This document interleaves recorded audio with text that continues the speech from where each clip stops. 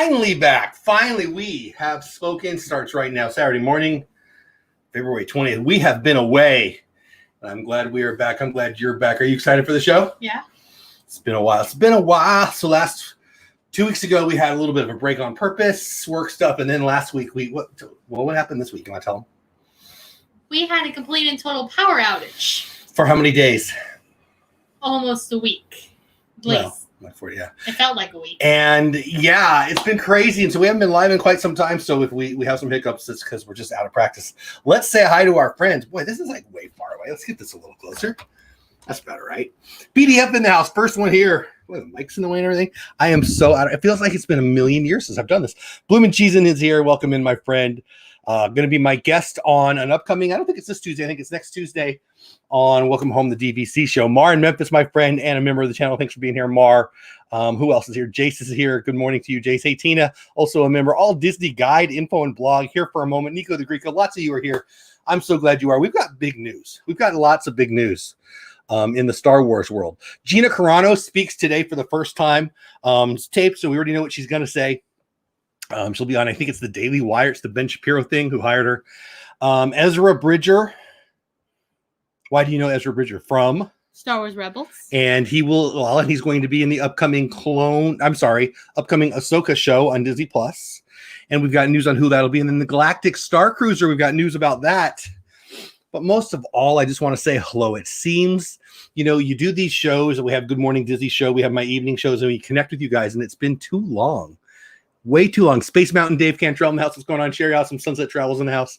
Nico the Greco. Yeah, she will be on the Sunday special. Yeah, exactly.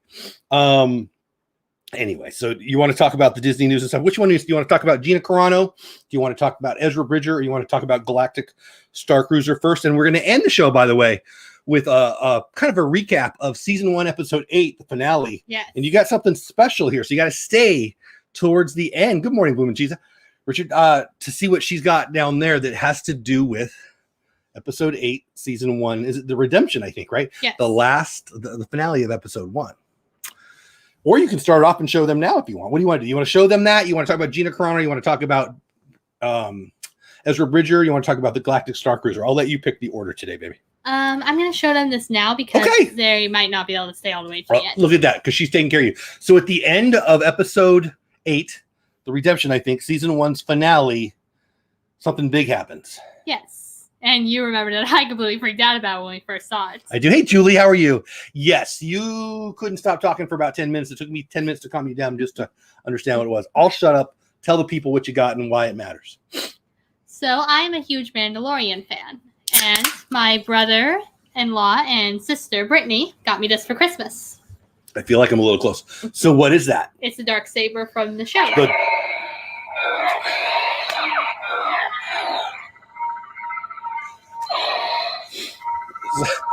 So the Darksaber from the show is kind of important. We first see it in The Mandalorian, season 1, episode 8, when what's his name? Moff Gideon. Thank you. Gets out of his cool looking ship after it crashes, and he wields the Darksaber, which matters because there's a legend about the Mandalorian leaders, and whoever wields the Darksaber has a right to lay claim to the Mandalorian throne, which in the current timeline means technically Mando's Mandalore's new leader. So that's crazy. What I learned from you and what we learned in the show later is that one of your favorite characters, Bo-Katan, that's what I said, is totally after the Darksaber. Why? Because she promised her sister that she would lead Mandalore the right way, and without the Darksaber, she can't make a claim to the throne. Because the person with the Darksaber is the leader of the throne of Mandalore? Well, technically, they have the right to make the claim. It doesn't mean they have to. Ah. So Mando has a right to lay a claim, but he doesn't really have to. And that's why it's a big deal when Moff Gideon kind of fights Mando. Yeah, he knew what would happen if he won. Well, he took a chance, there's no doubt. But then he says, haha, Bo-Katan, what are you going to do? Take it from that guy? Yeah, he knows Bo-Katan kind of needs him if she's going to take back Mandalore from whoever or whatever has Mandalore right now. And you suspect that'll be one of the main, if not the main storylines in season 3 of The Mandalorian? I Yes, and personally, I suspect the villain is Grand Admiral Thrawn because he's the only. Say that again. Grand. No, the whole thing. You suspect what? I suspect the main villain is Grand Admiral Thrawn. Who there have been rumors what might be Robert Downey Jr. I don't know if I believe those rumors, but I like them. See, the reason Your grandma's in the chat. Say hi, Grandma. Hi, Grandma. The reason I suspect it's Grand Admiral Thrawn is because he is one of the worst villains in all of Star Wars history. Pretty cool looking, though.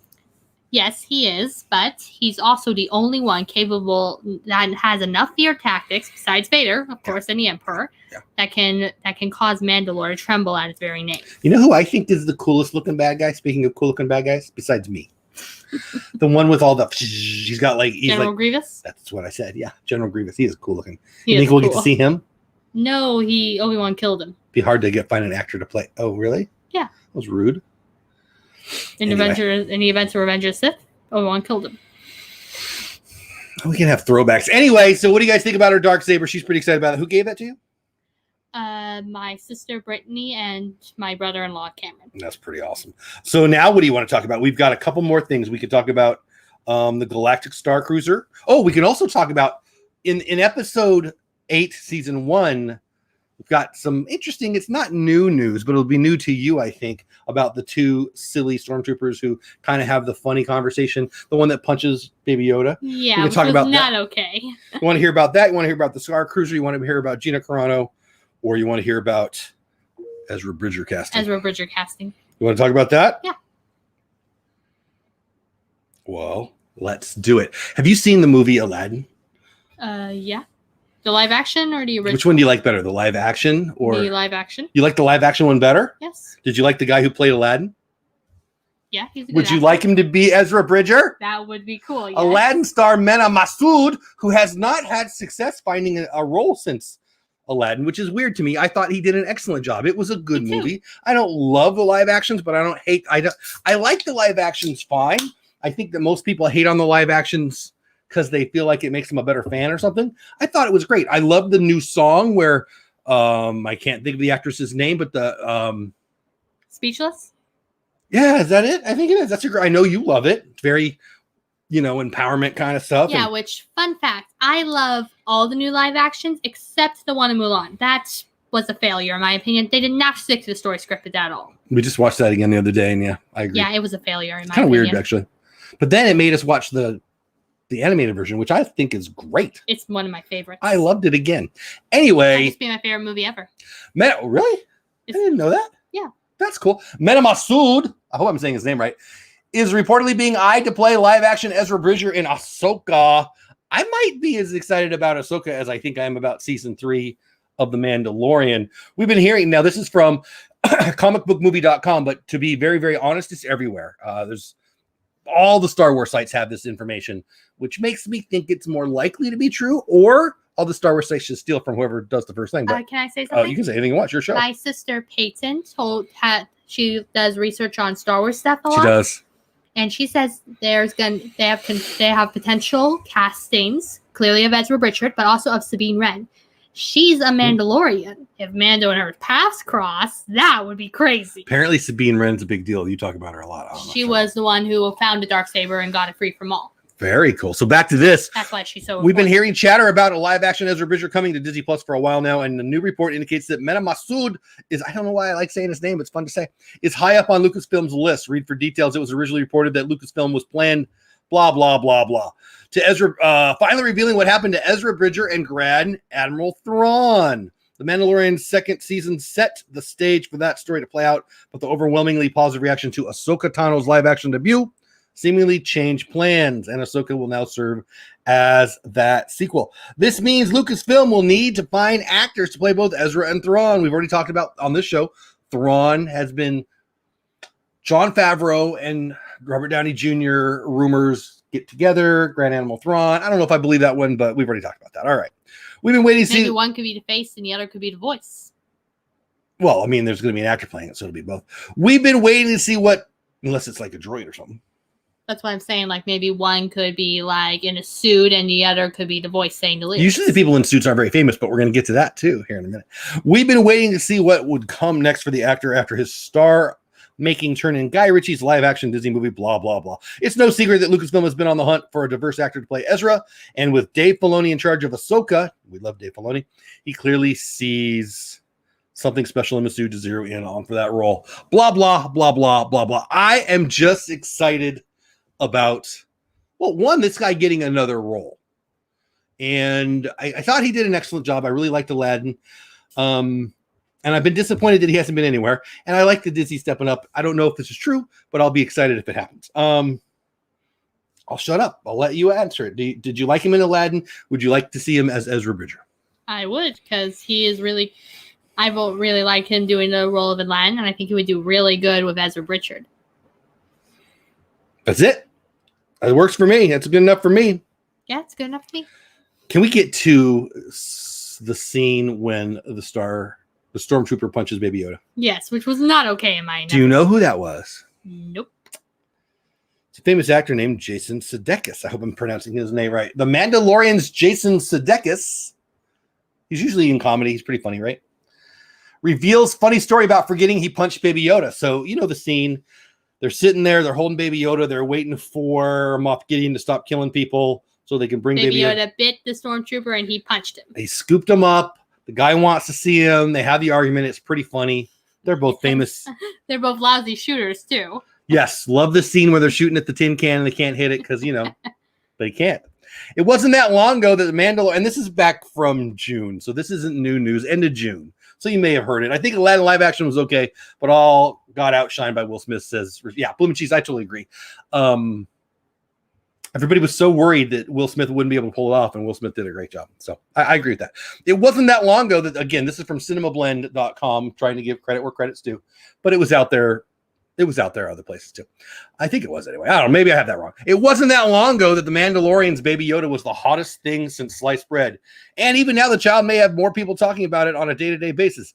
That red hot popularity was good news for Star Wars at the time, though actors Adam Pally, I hope I'm saying his name right, and Jason Sudeikis took some heat for their infamous punching of the character in season 1. At the time it was filmed, neither actor could have imagined how big the moment would become for fans. In fact, and this is the fun part, Jason Sudeikis told Uprocks, everybody knows when a lot of people follow Uprocks, big blog, in a recent interview that he almost completely forgot about the filming. Here's the quote. Yeah, that was a whole thing. You know what? I kind of forgot about it. I can't remember exactly how many weeks, months went by from when Adam Pally, the other actor, and I did that with Favreau, Jon Favreau, and Taika Waititi, the guy who plays the rock guy in Thor, and the director of this episode, and the director of Thor 3 and 4. For me, the most significant thing was my little boy, Otis, who, like any kid for the last 50 years, including me, loves Star Wars. I remember he even got to see Baby Yoda. Now, this is before it had been the show yet, so he saw it before anybody. And it didn't hit me when it became such a huge hit when the first episode of The Mandalorian premiered and everybody went hog wild about Yoda. Baby Yoda. It didn't even hit me then. And I was like, oh, and a word I won't say. Jason Sudeikis seemed to know Baby Yoda was the real deal and a big deal, but still had no inkling he was going to feel the wrath of the Star Wars fandom when a scout trooper voiced by him would deck the Force-sensitive 50-year-old baby. It's weird to say 50-year-old baby. Yes. Hey, Leslie, how are you? What's going on? I'm glad to see you in here. Even so, and this is where I think it gets super funny, Jason Sudeikis swore he wasn't thinking of the punch during the weeks of Baby Yoda hysteria that followed after the premiere. He wasn't even the first to find out the internet was coming after him either, and he may not have found out if it weren't for Olivia Wilde. You know Olivia Wilde? She's a very famous, beautiful actress married to Jason. Nope, forgot, didn't even, but it didn't show who he was before, and it was just this one off-net thing where you get to dress up like a scout trooper, not a stormtrooper, just so you know. Laughs. I think it's a scout trooper. It's not a stormtrooper. Anyway, this is, again, Sudeikis talking. So they premiered on a Friday or a Saturday or whatever it was. It was Friday, Jason. I know it was the weekend because Otis, his little boy, and I were playing video games with Olivia, his wife, Olivia Wilde, or his girlfriend or whatever it is, came into the room and goes, hey, you're trending on Twitter. Again, following a quote. And I'm not active on social media. So in this day and age, it's like, oh, okay, that's interesting. And then immediately it's like, wait, what? I have no idea why. I already got a hard enough last name to spell for it to be trending as bonkers. And then when she says, apparently you punched Baby Yoda. And I was like, oh, that's right. I totally forgot that I literally hit, that I watched it. And I was like, I'll be darned. How about that? So that was the extent of it. It was very surreal. And I started getting texts from friends going, you bastard. And people saying like, did you really get to wear the suit? Or was that all just your voice? All those funny questions. And Olivia Wilde, is active on social media. Yes, she is. So I knew she was catching some guff on my behalf. There's a lot more to it, but I think that's funny. One of your favorite scenes, we just rewatched season 1, episode 8, The Redemption, I believe it's called. And I think we stopped it right there because you were laughing so hard because you just love that scene, right? When I guess they're shock troopers, not stormtroopers. News to me. I don't know what the difference is. I know that Gina. Scout troopers. Oh, Dad. I said shock. Huh? I'm sorry. Yes. Scout You're thinking of Kara, not. Yeah. But anyway, this scene where they're shooting at the tin can and missing was pretty dang funny. Yeah, and also when they kept going, one of the troopers said, "What is that?" They were just looking at it like he's some kind of freak. Well, it's pretty weird looking if you haven't seen a Yoda. Leslie, I appreciate that. Yeah, we're in. If you're wondering what she's talking about, we're in Fort Worth, Texas. I appreciate the question, Leslie. And we got socked in. We were down for about 3 days with no power. About 5 days for no water. I don't even remember.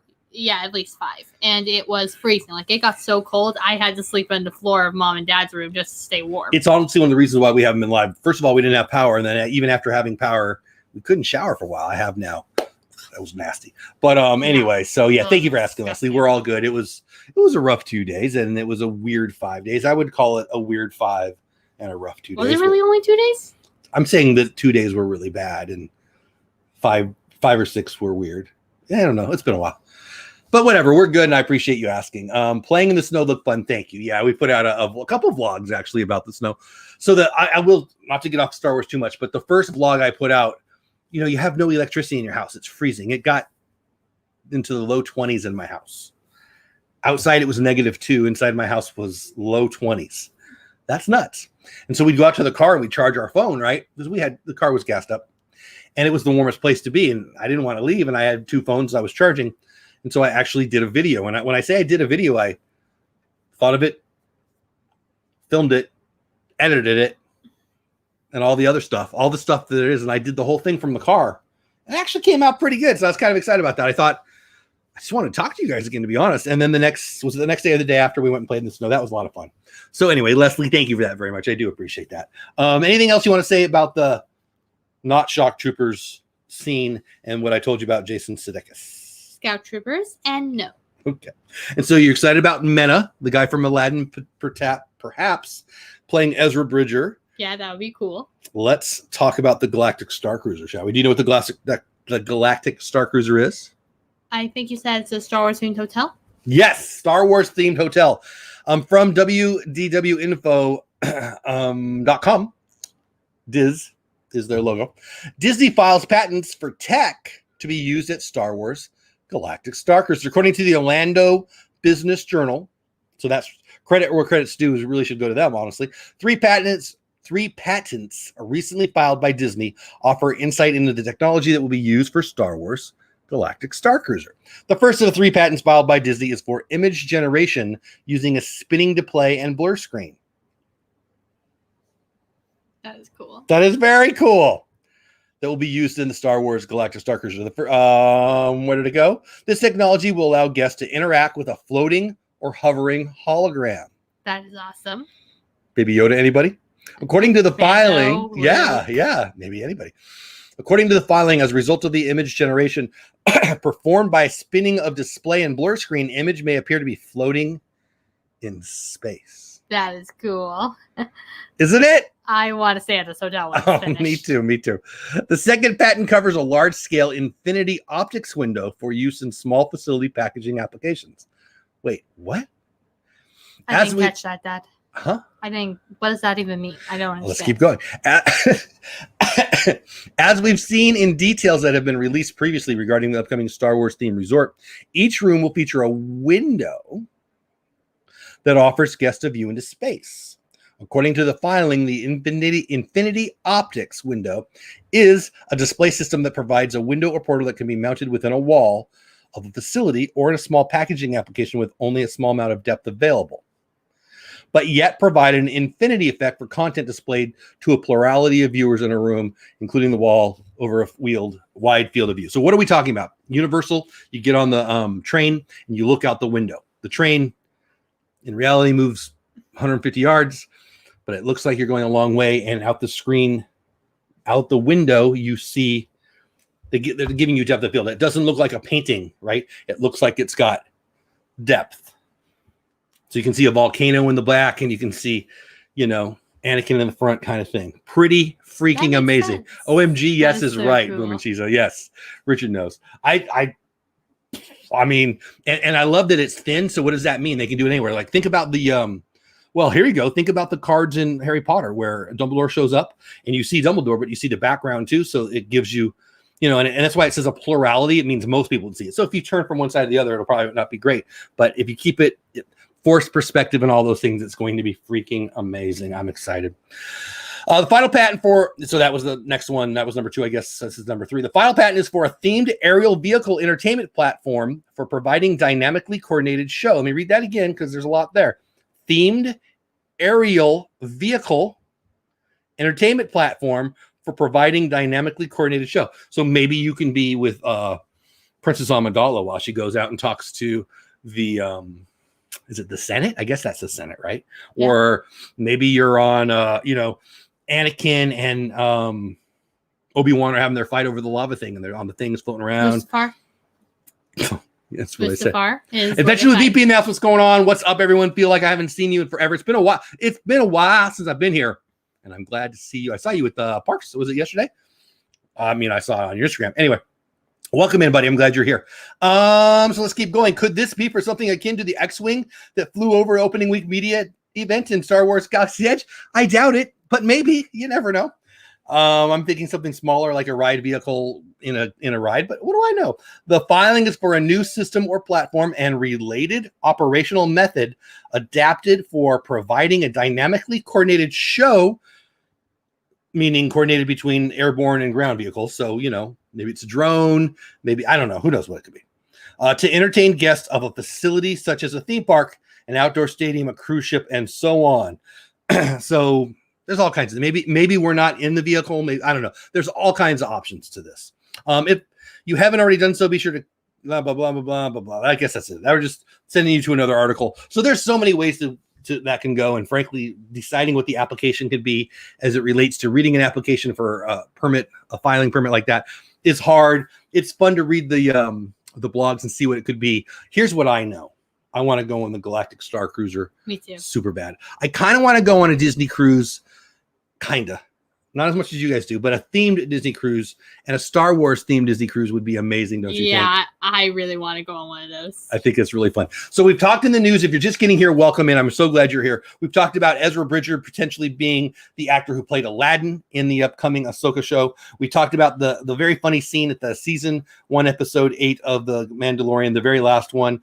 We showed off your Darksaber. We talked about, the punching Baby Yoda scene. Please don't kill me.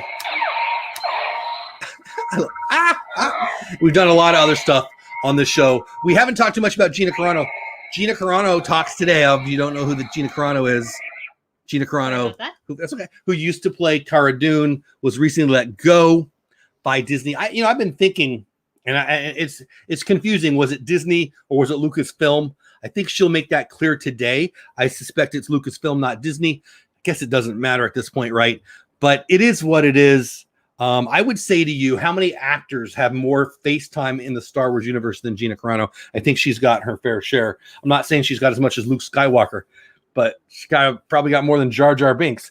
Point being, it was probably time to move on anyway. She might have started in the upcoming show. She is annoyed, but she was already set for life. She's a legend in the Star Wars community forever, and now she's got a new gig. So what if she's not in Star Wars? It's not that big of a deal. Are we mad that Harrison Ford's not in Star Wars anymore? Maybe that's a bad example, but people come and people go. It'll be fine, is what I'm saying. But she is going to speak today. The transcripts are out for the interview. It's on Ben Shapiro's show, and it'll be sometime today. But it sounds like she is saying some pretty blunt things. But I find her a very positive, uplifting individual. I like her very, very much. I think it's political. People don't like. If people vote on one side and they're very, very heavy on one side and they see what side she's on, they just decide not to like her. That's my opinion. I don't even care. I think she's going to be fine, and I'm still a fan. She was in Deadpool before this. Nobody's mad at the Deadpool universe. I guess it's a little different. But are you interested to hear what she says about Disney and or She says she was bullied. Let's be blunt. That's the big headline that's come out of it. And I honestly think you can't bully a Gina Carano. First of all, her personality is not the type to get bullied. Second of all, she's doing fine. You know, you leave a job and sometimes you leave happily and sometimes you don't leave happily. And you go on to the next thing. It's not like she's blackballed or something. The Twitterverse isn't that powerful. So do you even care what she has to say about that? Is that interesting to you? I will read it. I don't think I'll watch it. I'll probably read the transcript, but do you care? I kind of do, but not really. What are your thoughts? Honestly, it doesn't really matter. I know you were mad that she was bullied. You said that, I guess it was this morning. You said it last night and this morning, but I think bullying is stupid, and anyone who should be bullied should be given a punch in the face. well, okay, but and Gina be the one to give that punch. I just, whether she said it or not, I really don't feel like she can be bullied. You know, Agreed. So anyway, it is what. Hey, Francisco, welcome in, buddy. I'm glad you're here. I know we are like ships in the ocean, so close but so far, right? Exactly. All right. Last but not least, you wanted to do a recap of season 1, episode 8. The finale of the first season of The Mandalorian. So we've got about 10 minutes left, a little less than 10 minutes left for the show. What do you want to talk about on that episode, baby? So first, I want to talk about one of my favorite scenes. Please do. In fact, it's the favorite scene of the episode. Grandma says, way to go. Reggie, punch him. All right, Thank you. Going. So. Isn't punching a bully in the face being a bully? No. If they're bullying you, you should let them know they don't affect you. Well, if they don't affect you, you're not going to punch them. Well, I'm just saying you shouldn't let them. You should give them. Would it be dropping to their level? Yes. Would it being a bully? No. In my never so humble opinion. All right. As I was saying. So my favorite scene is when Mando realizes who that guy is, and he's Moff Gideon, and his friend Grief Karga said, "But you're a Mandalorian." Wait, you haven't heard that name on Mandalore? Hey, that's by D. We're all good. Thank you, buddy. Then Mando said he wasn't born on Mandalore, meaning he's not a blood Mandalorian. So there's that. And also, that was when we learned that his type of Mandalorians aren't races. Isn't a race. It's a creed. It's a creed, yeah. So what does that mean? A creed is when you... So like you can be Jewish and live in Israel and not be a follower of the faith, right? Like that was my, I think that's probably not, I think that's good, right? Mandalorians aren't Mandalorians because of where they were born. Because I remember when I was a kid, when someone said they were Jewish, I didn't know if I thought that was just their religion. And then I later learned that could also mean they were born somewhere, in this case, Israel. I think that's a good analogy, right? Is that a good analogy? Mandalorians, you could be born on Mandalore, which would make you a Mandalorian, or you could also by be blood, like Bo-Katan. Or you could also be a Mandalorian by creed, like Mando. Exactly. There you go. So I hope I announced that. That was a very good analogy. I hope so. I think so. So one of my favorite scenes is when Mando explains to them the flashback, and that he was grabbed. Yes, by big scene. In what my opinion is real Mandalorians. Why? I know the answer, but you see, I strongly believe, because of what I saw in the episode, that the Mandalorians who grabbed him were members of Clan Vizsla. Well, what did you see in the episode? Tell them. You pointed. I didn't see it the first time, but you pointed it out to me, and now I see it every time I've seen that. Every time I watch that scene, I notice the differences in the armor. The children on watch wear all shiny Beskar. The Mandalorians who grabbed him were wearing Clan Vizsla armor. It was painted with the Clan Vizsla insignia on their shoulders. So she would tell me.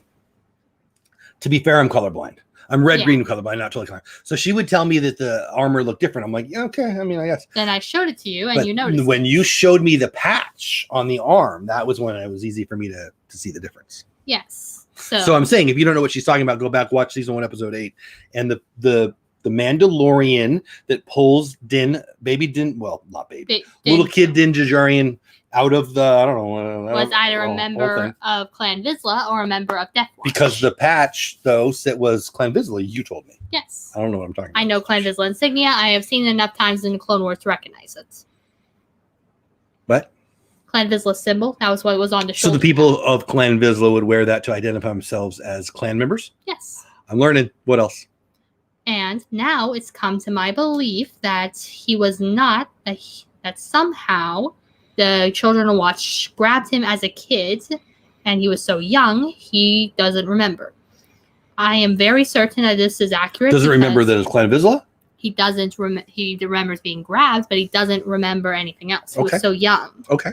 Not to mention, during traumatic experience, the mind has a way of suppressing memories.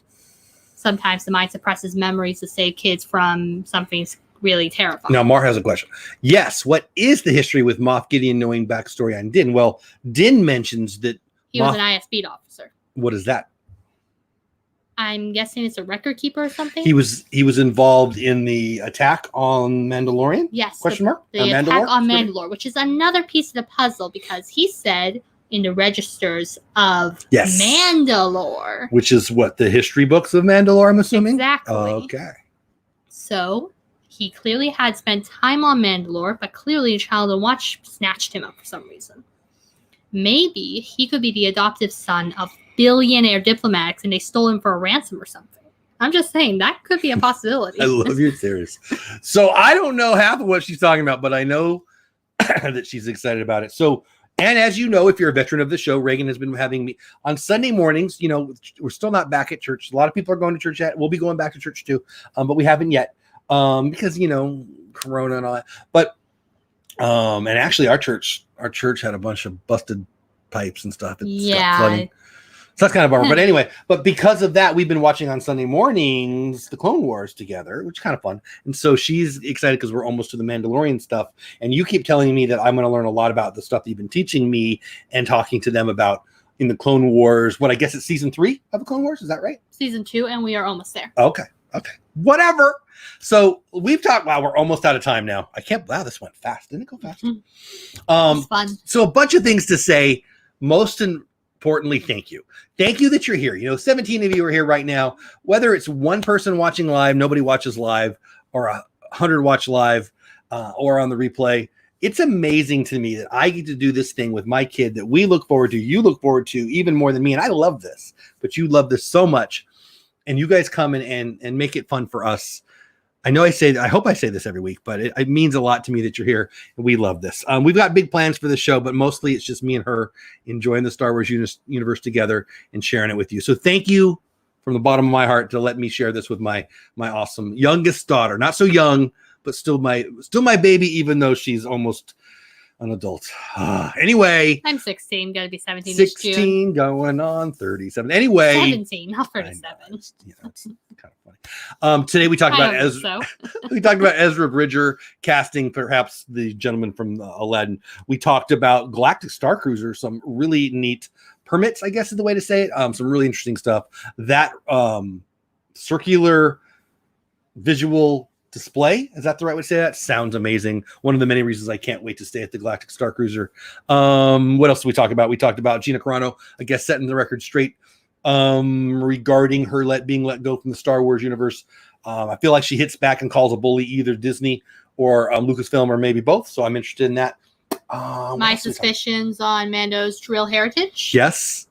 And of course, the recap of season 1, episode 8, the redemption, the finale of our first season, setting us up for season 2, which we've already seen, of course, but we'll talk about when we get through, I guess, 9 more episodes, I think, of season 2.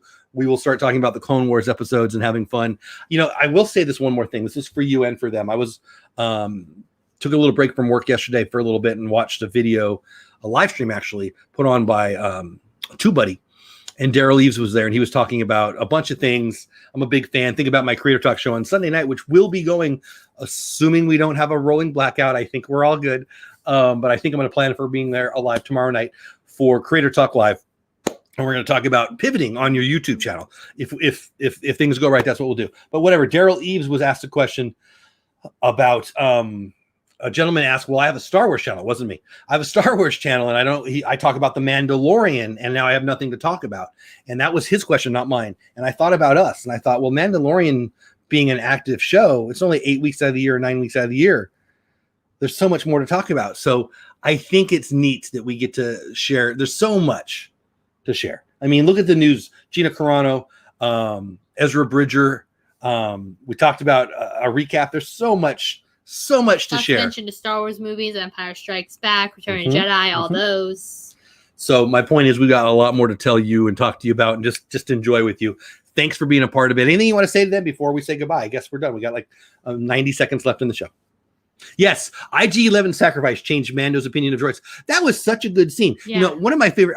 I'm trying to end on time here, but it's not that big of a deal. Yeah, it's not a big. But Cameron might be coming over. Is really why I'm trying to stay on the clock. One of the neatest scenes was when IG-11 says to Mando, "You don't have to be sad," and Mando says, "I'm not sad," and he says, "Yeah, buddy, you are. I can tell. I scanned you or whatever." And that was nice, right? Voice. We see his face there. We see his face beat up pretty good. Springs Nico the Greco. So, okay. So we're going live. So I've been taking a little break. I took a purposeful break because of some work things, and then we had Ice Mageddon 2 here in Fort Worth. But more like the freeze apocalypse. It was nuts, right? Yes, but it was madness. I might be going live a lot more than people think. Baseball is here. Baseball talk will be a light in the evening show, and you might have me every dang day. But I'm excited, Nico. We got a lot of stuff to talk about. We could talk baseball all night. I think it's just going to be a variety show, and I'm just going to get up there and be doing this with my friends. So watch for that, Nico. Could be as soon as Monday.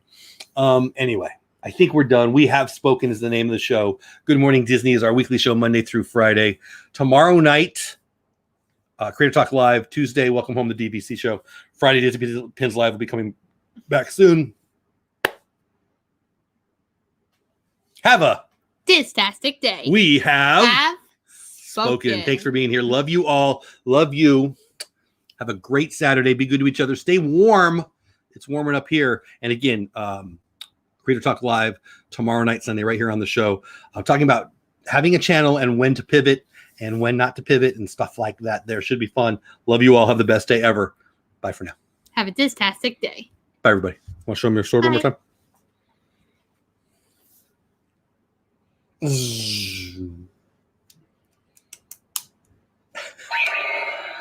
I love it. That's it for now. Bye, everybody. Bye.